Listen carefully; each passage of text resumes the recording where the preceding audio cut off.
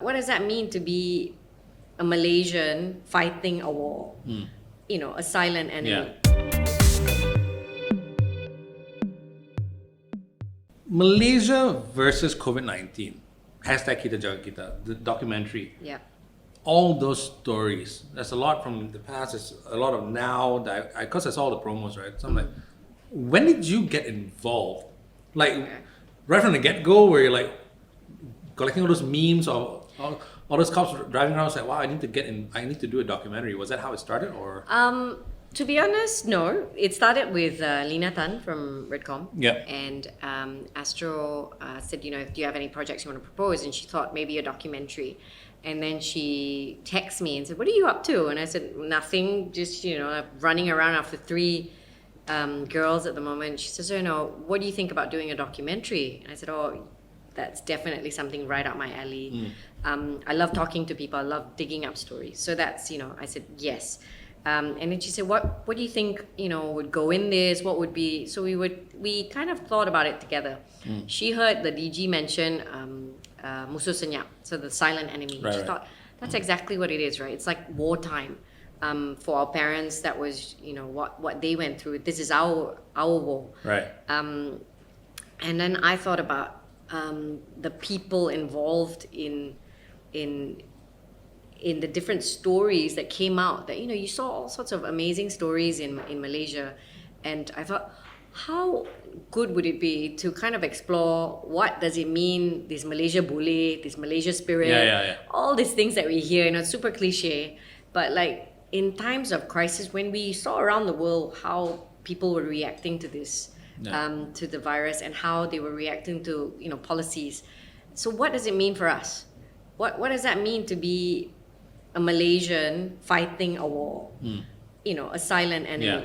So that was my premise on going into how to find stories, on what we focus on, and how we tell the story. When Lina called you, when was this? She called me maybe in April. All right. Oh, wow. Okay.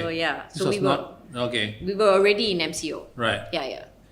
And but it was still, the streets were still empty. So in that time we got a shooter out to shoot the empty streets, to fly the drone around, and we have footage that I don't think we'll ever see again.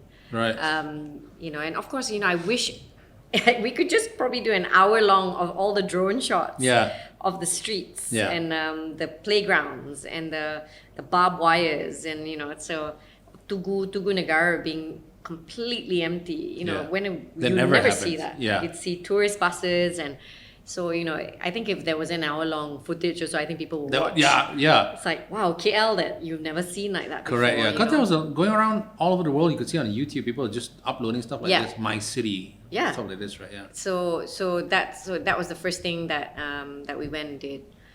Just got a shooter out to kind of shoot anything that was out of the ordinary.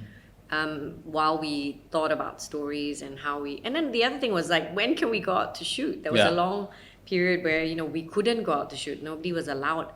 So the second we could, I think the day itself we did our first interview. Yeah. So the day you did get to go out, when was that? I can't remember. Right. It was what was it, June? Right. No, what are April, May. Roughly, I think it would have been June or something. Yeah. Like Man, that. we've been at this a long time. Yeah, I really can't remember. Yeah. What were you planning to do with this? I mean, was it mainly about the cops and the military guys, the doctors and nurses, or everyday people in your mind? I think in my mind, I was curious about the people that contracted COVID. Right. I think we all were. Yeah. Like what they had to go through. To be honest, I still don't know. Yeah. I didn't go for a test. Yeah. Right. Yeah, I was terrified. Yeah. I was terrified. That After I saw it, I was like, I was terrified. Right. To go for the test, but it's like 5 seconds. Yeah. And one of the people we interviewed was Ashwa Ismail, and he said they kind of like do it. He's done it like 18 times or something, so it became so normal. Right. There's a lot of the frontliners that they're also frontliners like reporters that have to go to do all these stories, and they're also around other people, and the possibility of them contracting COVID was there. So So the story was really about trying to find, I think, wanted to understand a bit more about the virus from people who actually contracted the virus. Okay. We did want to interview doctors and nurses, but there is KKM's very, very cautious about that. You know, it's not like America where people just, it's freedom of speech, they can just say whatever. Okay. So they wanted to control that a little bit because, you know, any misinformation at this point could be quite dangerous. Which I think was right, because any information about this comes from him, the health DJ. Yeah, For them, right? and you know, we kind of respected that. We got that. So it's not a documentary about the medical side of things. Right. That's not it. So it's a very human side of. So one side is about the victims, and then it was who else was affected by this. Who else rose above and beyond their call of duty, their job description in order to make life easier for somebody else, and Right. who else was doing something that inspired other people. So, you know, I wanted to see, just like how the virus is like one person and, and Right, spread, right. I wanted to see how one person could spread a message of hope, you know, and positivity. Right. Well, there must have been a lot Yeah, of stories. a lot. So And many stories. How's the documentary? An hour, right? An hour. Yeah. How do you fit all that into an hour? I think the first cut was like 4 hours long already, and Right. that one also is like, you know, there's only 4 people, 5 stories that we concentrate on.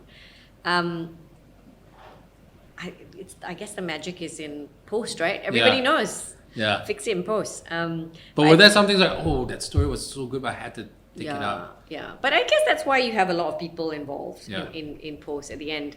Because, you know, for me, I was very close to it. And I was very close to the people I interviewed. Every single person I interviewed, you know, I sit down and talk to them for an hour and a half. But what you hear from them might be 5 minutes long, Yeah. 10 minutes long at best. Yeah. So there's so much I want to tell. But I think at the end of the day, it's really just trying to get the understanding from everybody of what happened and what they did to overcome something. And I'm not saying COVID is over, far from it, Yeah, right? yeah. But it was just overcoming that very, very bizarre period in our lives, the MCO. Yeah. It was very strange. Hey guys, thanks for watching. Glad you liked it. Now, if you want to check out a full discussion on all our other episodes, click right here. And of course, don't forget to subscribe.